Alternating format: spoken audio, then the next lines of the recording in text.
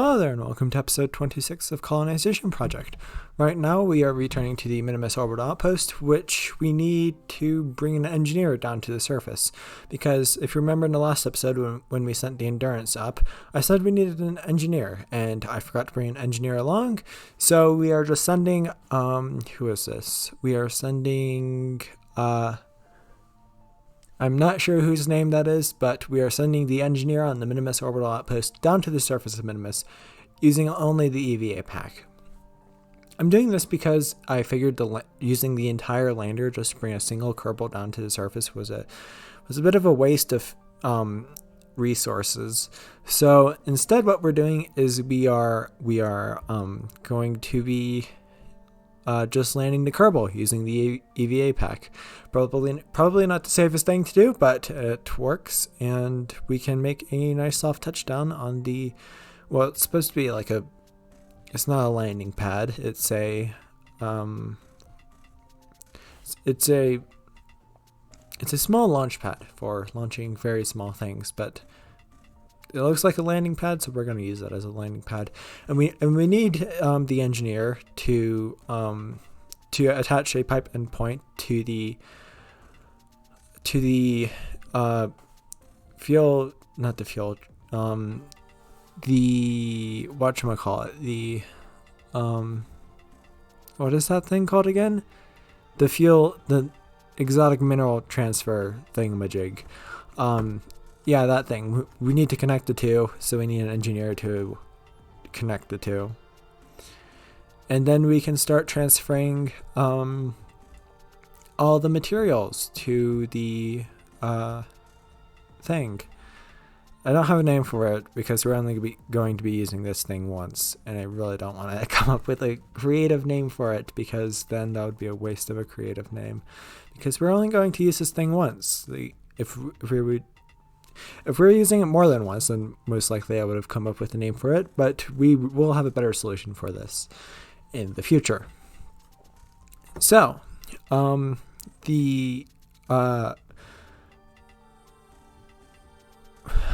was just about to talk about something. What was? Oh yeah, that thing's pretty cool. Right there, you could have seen all like the resources. So you could have seen the nuclear fuel. It basically gives you a rundown of like what resources you're producing and what resources you're consuming. If you're worried about nuclear fuel running out, that thing's going to last us like 20 years. So yeah, we won't be running out of uranium anytime soon. And for some reason, there's no uranium on Minmus. I have no idea why, but apparently we can't produce uranium in situ on Minmus, at least. And I've looked at the other scanner maps, and I haven't been able to find any uranium there. That's good. We're going to have to like come up with fusion reactors. Yes. We could use fusion reactors instead, because if you know, fusion reactors don't actually use enriched uranium. Fusion reactors, most fusion reactors use something like deuterium helium-3, deuterium, or deuterium tritium. There's a lot of deuterium in there. What else? They use antimatter. They could use, no, that's not fusion. That's just antimatter reactors. They could use antimatter. We could use antimatter reactors for that. What else? We could use solar panels, but then we would have to have batteries. But if we're colonizing a tidally locked planet to the sun, which doesn't exist in the Kerbal system, but it may be in an interstellar star system, maybe then it could work, because then we would have constant sunlight or constant night, both of which would not be very good for a Kerbal, so we would have to land on the Terminator. But enough to talk about electricity generation. We are now returning the thingamajig. I think that's what I'm going to call it. I'm just going to call it the thingamajig. We are returning it to Kerbin, and the heat shield blows up, but that's fine. The exotic minerals and rare metals survived, and we gain about, I think, 2 million funds? 1.5 million funds. 1.5 million funds will certainly not go unnoticed, and will allow us to do more things in more places. But right now, we are not doing anything that involves money. Right now, we are going to be, very soon, we are going to be unlocking a new tech node. That doesn't cost any money. We're like at experimental actuators, and that finishes that tier of the tech tree, so we can move on to do more cool things with more cool tech. But now I just realized that the ScanSats that we've been sending up into orbit of different planets, if you scan the entire surface, you actually get a fair amount of science from it. And I haven't collected that yet, so we're just returning to all of the old ScanSats that we've sent up, and transmitting all that science home, because, yeah, I didn't realize that we could get science from that. So that's pretty cool. It also gives you a chance to see how well all these new these aren't new. All these old probes are faring. This one on the other hand isn't very old. We just sent it we just recently sent it off to Eve. Then we can move on to the Duna probes. I forget their names. Oh yeah, Olympus. No, that was the lander. Phobos and Deimos. I think that, yeah. But next up, we are going to be returning the crew of Endurance home. Crew of Endurance. We're just returning the crew home, is what I'm trying to say. You can once again see the new suits that I've started using. I really like the stock SpaceX suit. That Squad did a really good job on that spacesuit. It's pretty cool. Anyways, we are getting the crew back into the Endurance. We are not sending Wemney, I think that's her name.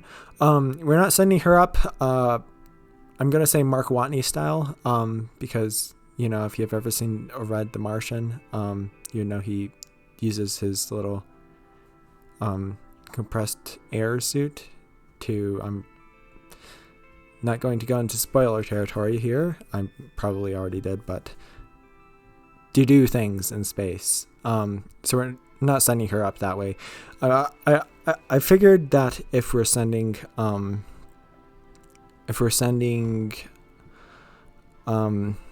Endurance up to go get fuel from the Minmus orbital outpost, which we do need, we might as well just send up the crew as well, because that's efficient, I guess. We're not using more fuel than what we need.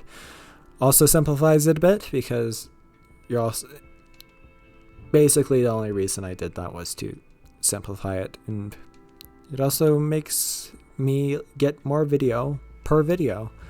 That's pretty cool. Anyways, we have arrived at the Minmus orbital outpost. This is actually the first time that I've sent the Endurance this far, because if you remember, in ye olden days, the Endurance couldn't get anywhere past low Kerbin orbit. In fact, it had like 1 meter per second left once it did get into the low Kerbin orbit. So yeah, certainly come a long way. I guess those nuclear engines and more efficient jet engines really helped. And the Endurance has also undergone a lot of changes. I think I've lengthened it a bit. Lengthened it. I've made it longer, and I think we've also made it more aerodynamic, and we've also added the new engines and stuff. So yeah, the Endurance has undergone quite an improved little spacecraft, and it's probably going to serve us for a very long time. And I don't think it will ever go out of service, because it's a neat little SSTO that can transfer crew. And once we get like fusion jet engines, like when we just pass the intake air through a fusion reactor and then heat it up, expel it out the back, all that stuff. If we do that, then we could, the first spacecraft to do that, to use that, is probably going to be the Endurance, because what else would we use? If we used like an SSTO, like a rocket SSTO, not like a plane SSTO, like what would we use it for? Crew transfer? The Endurance can do that. But I think the Endurance is sort of like a test bed for that kind of thing. Anyways, we can transfer a bit of fuel, transfer the crew, and actually it's only one crew member. We're sending the other two back to Kerbin. I believe this is Mitwig and Gemini. I'm not sure if I'm saying her name right. But we're sending both of those Kerbals back. They were on the Endurance originally, but we are sending them back to Kerbin, and I did the burn a little bit too late. You see, this is why you should use maneuver nodes, because you don't do that. So we're actually on an escape trajectory out of Kerbin, so thankfully we're going to hit the atmosphere. We probably don't even have enough Delta V to slow into a Kerbin orbit with decent eccentricity. I think I pronounced that right. But we could probably just slow down into an elliptic orbit and then we would run out of fuel. That wouldn't be good because then the crew members would probably go very unhappy because they would just be very hungry and very cramped, very homesick. Yeah, not very good. These are challenges of playing with a life support mod. Although I do like life support mods because they added a little bit of extra challenge. But you can see we are re-entering the atmosphere extremely quickly. The nose cone blows off and all the crew members eventually go unconscious. We haven't had much luck keeping our crew members conscious or keeping things stable when returning from Minmus. We should probably work on that. But the nose cone blew off, which is bad. But we still have a bit of fuel left, which is good. But this thing has the aerodynamic glide profile of a brick. No joke. This thing is without the nose cone, it's about as aerodynamic as a brick. With the nose cone, it's pretty aerodynamic, but without it, it's not very good. But Mitwig can do some probably not safe aerial acrobatics. Gemini once again goes unconscious because I saw the mountains and I was like, let's go for it. But the jet engine has flamed out and we're just a glider now. But thankfully we can make it back to the runway perfectly safe. I'm very glad I refueled at the Minmus orbital outpost, because if we didn't, we would have come up short of the Space Center, and that would have ruined the Endurance's track record of landing at the Kerbal Space Center, because so far, we have not had a single flight of the Endurance where it hasn't landed at the Space Center. The space shuttles and Explorer and Pathfinder, they haven't had such a good record. I believe the first two flights of the shuttle ended up coming up a bit short, and then we had that one thing when we were returning from Singularity, which is still in orbit, by the way. I just need to find something to do with that. Yeah, when we did that, we landed in a grass field in the middle, a bit north of the Space Center. Anyways, we just unlocked efficient nuclear propulsion, or whatever it was called. And we will be putting in, that gives us much more efficient engines and nuclear engines, which are cool because I like nuclear engines. They're pretty cool. And also it allows me to talk about how they work, because I have useless knowledge of how nuclear engines and fusion engines and stuff work.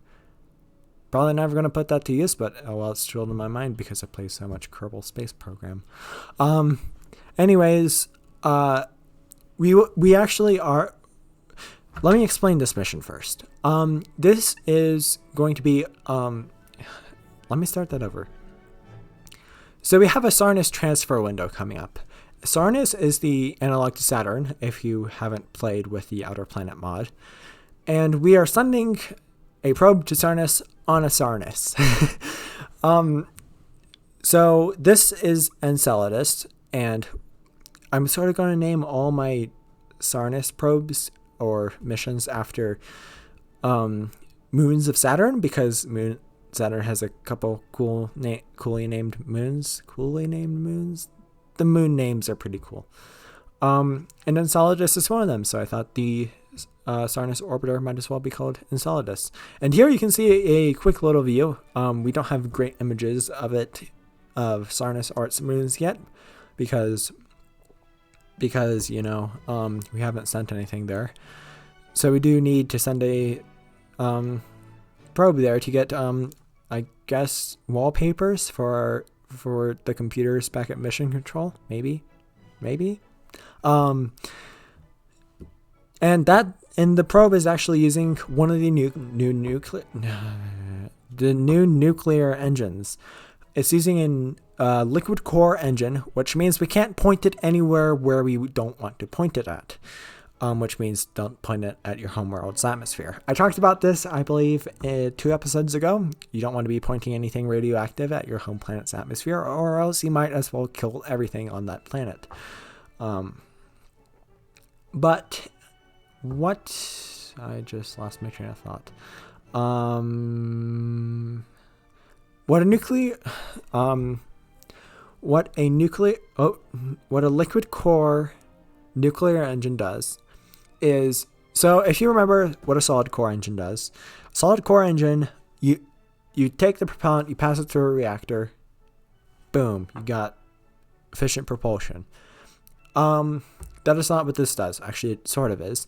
But instead of having the liquid core, instead of having the reactor core at a solid state, which means the reactor is actually what a normal reactor should be, instead, you melt the reactor. You turn it into a literal liquid, and you use that to heat up the propellant.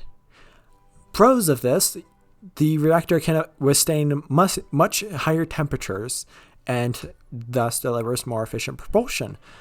Con of this is don't point it anywhere valuable, which means it literally spews bits of the reactor out the back. So not the best, not the most healthy reactor nuclear engine type, but it's efficient, so we're going to use it. Anyways, we just reused a booster there. I forgot to recover the Sarnus booster again. So we did have to avoid it, and the second stage was able to make it into orbit. This module right here, not right here, the module up in orbit that we just sent up, that is rather light, but it would look weird to launch it on a Sarnus, and we didn't have anything in between. So instead we just shortened the third stage a bit, and we have a bit of extra fuel. But onto what the new module actually is. The new module is storage. We need a bit of storage for Apollo base, so it can store different materials from the planetary warehouse. The planetary warehouse, which I said I would explain in the last episode, so I remembered, yay. It's what we use to transfer the resources across the entire planet. It's a neat little feature of USI, which allows you to take the resources from base A, which is probably your mining colony, like the Minmus Miners we just sent up, and it allows you to transfer those resources from the mining colony to your main base if you have a quartermaster or pilot on the main base. You do lose a bit of resources in that transfer, but you can also transfer the resources across the planet. That's pretty cool. It makes the base. It makes it so that you have to find the best spot for your main base, and then you just land mining colonies elsewhere where there actually are resources. Anyways, we are breaking into orbit right now with the new module, and we can head down to the surface at Apollo base, where we will be doing great things at Apollo base, like colonizing Minmus. That's what this whole series is about. Not colonizing Minmus, but colonizing all the planets. I want to be colonizing every single planet in the Kerbal system, and also many other star systems, because if we just colonize, we want to be going interstellar in this series sooner or later. Probably on the later side, because I want to get an interstellar vehicle. I want to get a vehicle going to another star by episode 50, maybe? Maybe episode 50. Maybe a bit later, though, because we're going to be using some advanced technology. Like, I want the first interstellar probe. We're going to be sending a probe to interstellar before we send crew there. I want it to be like, if you've ever seen what Project Daedalus was supposed to be, I don't want it to be just a tiny little plasma or fusion torch powered probe. I wanted the first probe to be grand, like a true monument of Kerbal kind. And then the interstellar colony ship will be a lot more grand than that. So, also the star systems other star systems are really far away. So, yeah, we're going to need something very fast in order to get there. Which means we're going to need a Daedalus drive, which I really like those. They're pretty cool. Basard ramjets are also pretty cool. That's when you just take hydrogen from the interstellar medium and then you just use that as fusion fuel. Very efficient. It gives you almost unlimited fuel, but that's very far in the tech tree. And then warp drives, we will not be using warp drives. I don't like warp drives. They're too sci-fi for me. Too easy. I like the series being grounded in like hard science fiction. Nothing magical, nothing too far out of the reaches of real life. Fusion drives they're not that far out, but you don't see fusion engines being used in like hard science fiction. Like The Expanse, you don't see warp drives in The Expanse, do you? Which is a book series that I really recommend. I'm reading it right now. Pretty good. I haven't watched the show yet. I've heard the show is good too. But anyways, I've talked over that entire thing, talking about interstellar colony ships, fusion drives, and why I don't like warp drives. Anyways, we are launching a Leviathan to finish off this episode. Yeah, it's official. The new naming scheme, the one that we just launched was Colossus, and then this one's Leviathan. Pretty good. We're launching a new Minmus Miner. I should probably try and come up with a more creative name for these. Because Minmus Miner just sounds generic. I should probably come up with a new name for those. But thankfully, I have a couple ideas. But I need more time to think about it, and time is what I don't have in this episode. I only have how many minutes do I have left? 2 minutes. Boy, this episode went by fast. So we're launching one of these things, and we need one of the main resources that we need, besides exotic minerals and rare metals. We need a lot of liquid fuel and oxidizer. We don't need that. We need ore, and then we can process that ore into liquid fuel and oxidizer. We can't just mine it from the surface of Minimus. That wouldn't be. It would. There could very well be refined kerosene on Minimus. That would be very strange, because that would mean, how did it get refined? And oxygen. We probably could find oxygen on Minimus, although. Wait a minute. Nope. I'm probably just going to stop that train of thought there before I go into complex ISRU processes.